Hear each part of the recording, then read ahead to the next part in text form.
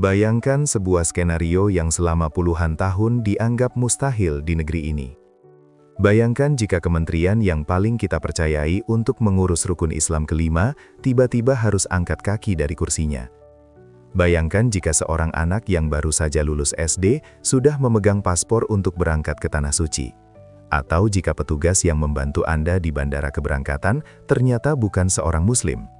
Ini bukan sekadar desas-desus di grup WhatsApp keluarga. Ini bukan pula teori konspirasi. Ini adalah realitas baru yang baru saja diketok palu di Senayan.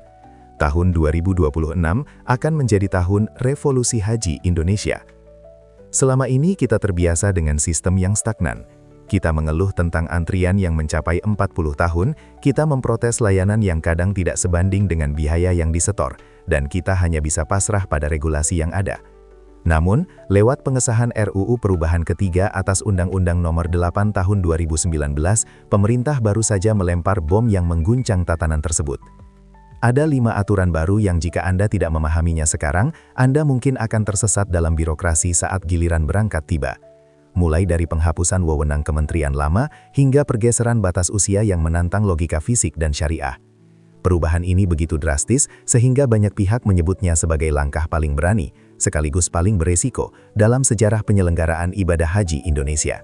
Mengapa pemerintah begitu berani memangkas kuota petugas daerah di saat jamaah lansia kita justru sedang memuncak?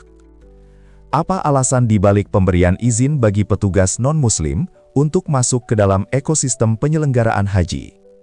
Dan yang paling penting, apakah perubahan ini benar-benar demi memangkas antrean yang mengular, atau justru sebuah eksperimen birokrasi yang mempertaruhkan kenyamanan jutaan jamaah? Jika Anda adalah salah satu dari jutaan orang yang saat ini sedang menabung rupiah demi rupiah, atau Anda yang sedang gelisah menunggu kepastian tahun keberangkatan, video ini bukan sekedar tontonan. Ini adalah panduan navigasi Anda.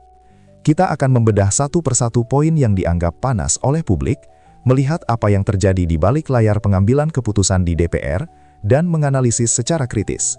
Apakah tahun 2026 akan menjadi awal dari kemudahan ibadah, atau justru menjadi tahun penuh kekacauan administratif? Siapkan catatan Anda, tarik napas dalam-dalam, karena apa yang akan Anda dengar mungkin akan membuat Anda kaget, tidak percaya, atau bahkan marah. Mari kita bedah tuntas 5 aturan baru haji 2026 yang akan mengubah segalanya. Oke, sekarang mari kita masuk ke inti masalah. Jangan hanya terpaku pada judulnya, karena perubahan besar ini punya detail yang cukup berisiko. Pertama, soal Kementerian Haji. Selama puluhan tahun, Kemenak adalah penguasa tunggal. Tapi mulai 2026, era itu tamat. Semua urusan teknis, dari lobi hotel di Makkah sampai urusan catering, diambil alih kementerian baru. Teorinya sih bagus, biar lebih profesional. Tapi jujur saja, kita harus kritis. Apakah ini murni efisiensi? Atau jangan-jangan cuma bagi-bagi kursi jabatan baru di kabinet? Ingat, birokrasi baru biasanya butuh waktu adaptasi, dan jangan sampai jemaah yang jadi kelinci percobaannya. Kedua, aturan yang paling memicu perdebatan. Petugas haji boleh non-Muslim. Tunggu dulu, jangan emosi. Aturannya bilang, mereka hanya di bagian teknis dan administratif di embarkasi tanah air. Tapi ini yang perlu kita pertanyakan. Haji itu ibadah fisik dan batin. Apakah petugas yang tidak merasakan ruh ibadah ini bisa punya empati yang sama saat jemaah kita, yang mayoritas lansia, mengalami krisis di lapangan? Ini bukan cuma soal input data, ini soal rasa. Lalu ada aturan haji cilik. Daftar haji kini boleh dari usia 13 tahun. Sisi positifnya, ini solusi buat antrean yang mengular. Daftar SMP, berangkat pas lagi gagah-gagahnya di usia 30-an. Tapi bayangkan anak remaja SMP harus menghadapi cuaca ekstrim 45 derajat dan jutaan massa yang berdesakan. Siapkah mental dan fisik mereka? Jangan sampai niatnya memangkas antrean, malah menambah beban medis di Tanah Suci. Keempat, kuota petugas daerah atau TPHD resmi dipangkas. DPR mau kursi petugas dibalikan ke jemaah biar antrean berkurang. Adil kan? Tapi sisi gelapnya, petugas daerah itu yang paling kenal karakter jemaahnya. Kalau jumlah mereka dipotong drastis, siapa yang mau urus jamaah yang cuma bisa bahasa daerah atau yang butuh bantuan khusus di level mikro? Pelayanan jangan sampai dikorbankan demi angka statistik. Terakhir, Menteri Haji sekarang punya kuasa penuh. Tidak ada lagi lobi-lobi pemerintah daerah soal kuota. Semuanya dikunci di pusat. Harapannya memang lebih adil. Tapi ingat, Kekuasaan yang terlalu besar selalu berisiko. Tanpa sistem audit yang transparan, sentralisasi ini bisa jadi kotak hitam baru yang sulit ditembus masyarakat.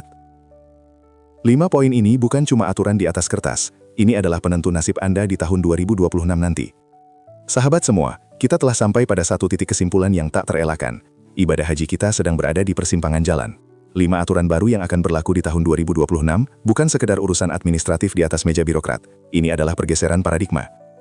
Kita melihat ada upaya dari pemerintah untuk melakukan modernisasi, pemisahan fungsi kementerian, sentralisasi kuota agar lebih adil, hingga penurunan usia minimal adalah jawaban atas jeritan kita selama ini soal antrean yang tidak masuk akal. Namun, di balik setiap kemudahan yang ditawarkan, selalu ada harga yang harus dibayar. Efisiensi jangan sampai membunuh empati, sentralisasi jangan sampai menutup pintu transparansi, dan yang terpenting, digitalisasi sistem jangan sampai melupakan jamaah kita yang masih gagap teknologi di pelosok negeri. Kesimpulannya sederhana. Aturan baru ini adalah sebuah pertaruhan besar. Jika dikelola dengan integritas tinggi, ini bisa jadi sejarah emas perbaikan haji Indonesia. Tapi, jika hanya menjadi ajang eksperimen tanpa pengawasan ketat, kita khawatir jamaah kembali menjadi korban dari sistem yang belum matang. Kita tidak ingin mendengar lagi cerita tentang tenda yang over kapasitas atau catering yang terlambat, hanya karena birokrasi baru masih sibuk beradaptasi. Oleh karena itu, peran kita sebagai masyarakat bukan hanya sebagai penonton. Kita adalah pemangku kepentingan terbesar. Kita adalah pemilik antrean itu. Kita berhak menuntut bahwa setiap rupiah yang kita setorkan dikelola oleh tangan-tangan yang paling kompeten dan jujur. Nah, sekarang saya ingin mendengar suara kalian.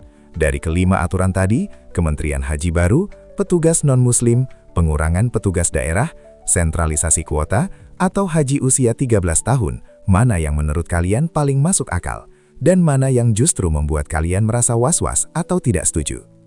Sampaikan pendapat kritis kalian di kolom komentar di bawah.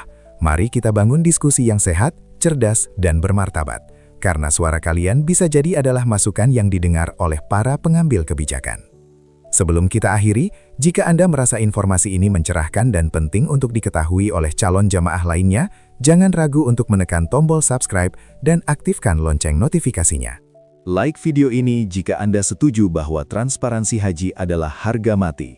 Dan share video ini ke grup keluarga atau calon jemaah haji lainnya, agar mereka juga siap menghadapi perubahan besar di tahun 2026. Terima kasih telah menyimak hingga akhir. Semoga niat suci kita untuk menginjakkan kaki di Baitullah dimudahkan oleh Allah, terlepas dari apapun regulasi yang berubah. Karena sejatinya, jika Allah sudah memanggil, tak ada satupun aturan manusia yang bisa menghalangi. Mohon pamit.